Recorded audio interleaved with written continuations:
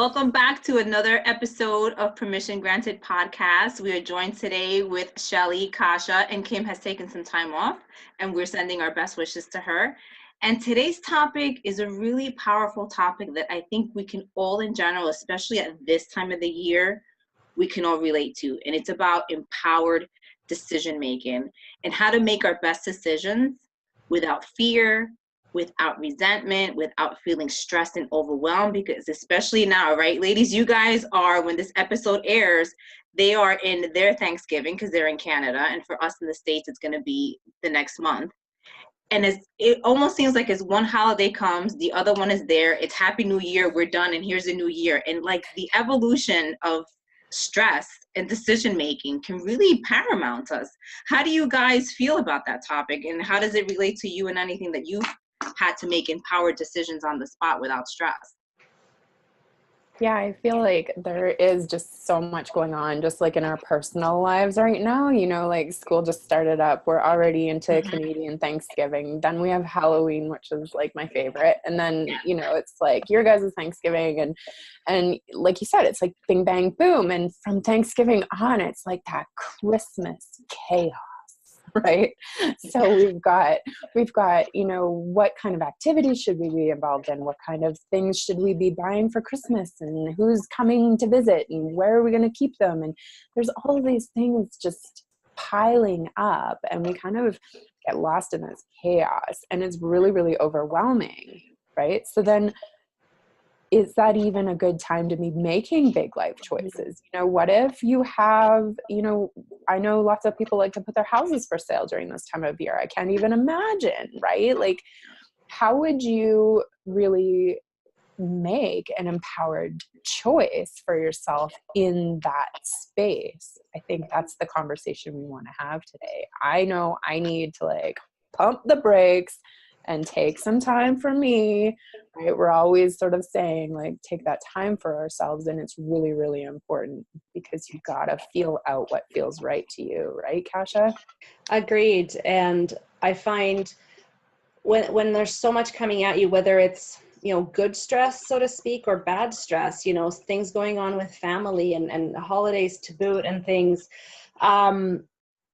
it's easy to try to prioritize, but when we're prioritizing from that place of stress, it's hard to be clear on what's really, really important. Obviously, self-care and immediate family, right? That is always a given. But then what about, you know, passion projects and dreams and things like that?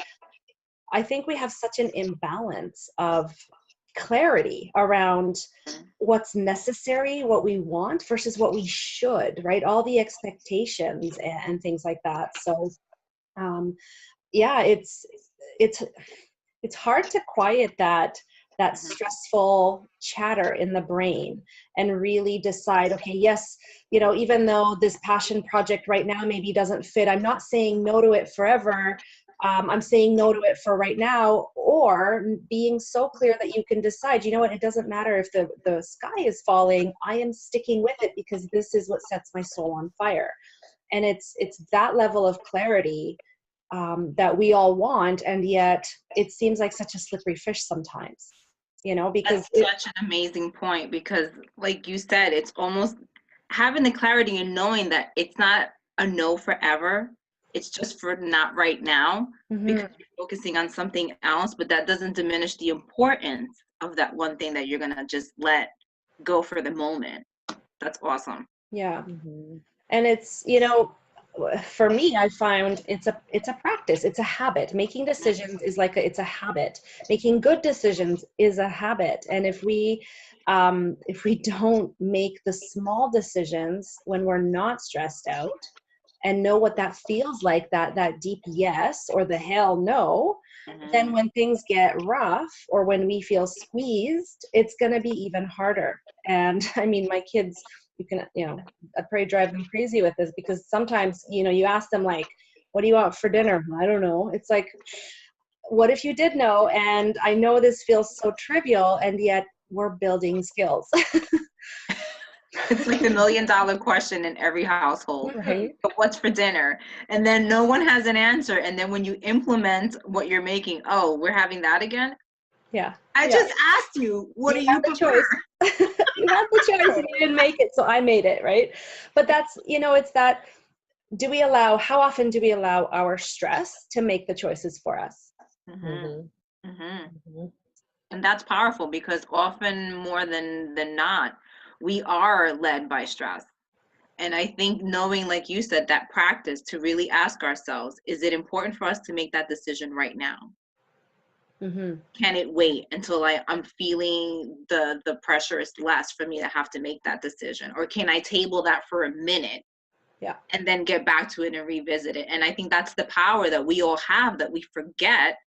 And permission granted to everyone that's listening to this is that you have the power to take that moment and say, I don't need to make that decision right now. Mm-hmm. I can think it over. I can sleep on it. I can probably call up a friend and discuss it and kind of outweigh the pros and cons before I make that decision, and not have to I think we feel like we're in this instant gratification of society where we have to make those instant decisions based on, because we have to keep the ball and the momentum going. But knowing that you have the power to just stop, drop, and really take that minute to say, is that important for me to decide right now?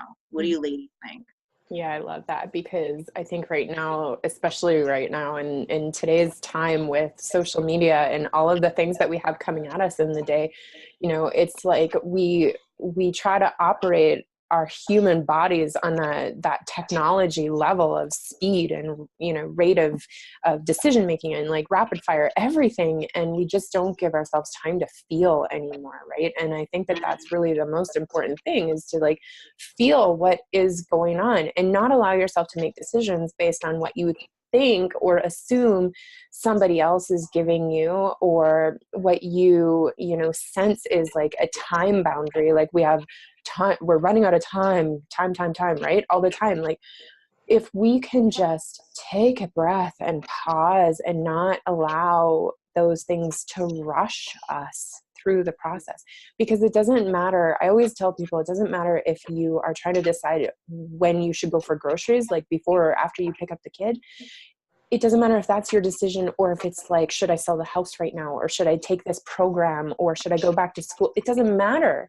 They're all really important decisions for how you can comfortably experience your life in a really amazing way, right? And if we can just stop rushing through everything and give ourselves the space and the time to feel it, instead of allowing time to just like plow, that's when you feel like you're in control, when you're in the driver's seat, is when you make the choice based on yourself rather than on some other extenuating outside thing that you can't even see.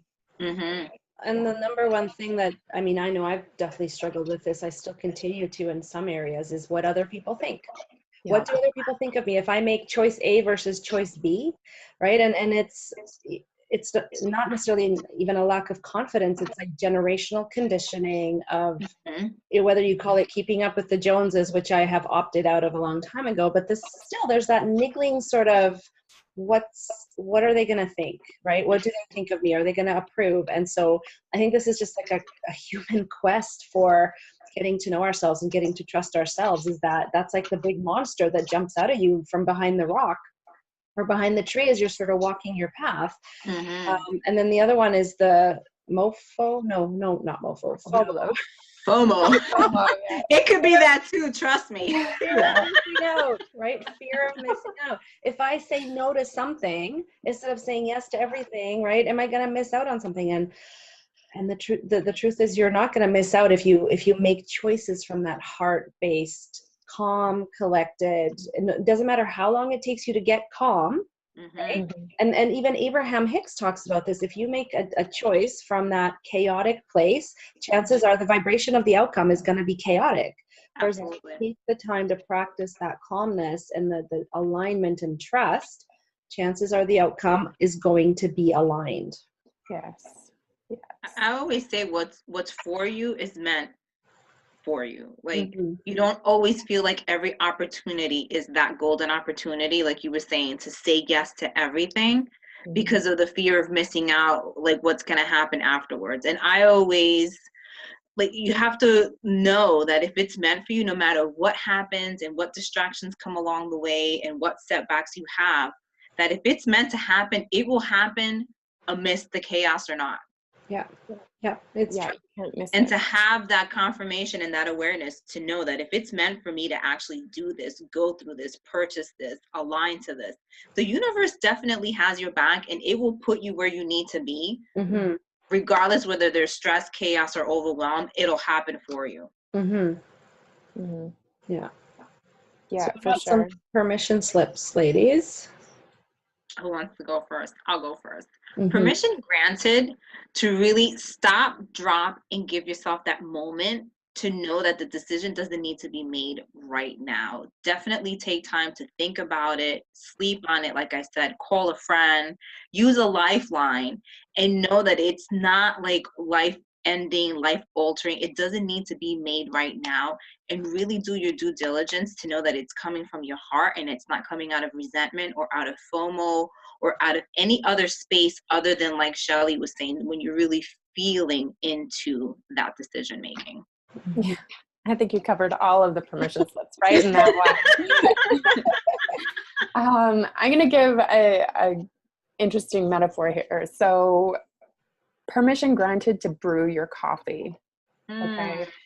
So sometimes in life, the waiting is what makes it delicious, right? If you made coffee and you didn't let it brew and percolate for the length of time it needs to, it's not going to be delicious. So give it the time and the space, and don't let your decisions come from outside influences that don't actually matter. Mm-hmm. I love that. Permission granted to know that even when it feels like life is pounding you with one thing after another and the stress is piling, it's all an invitation for you to connect with yourself more.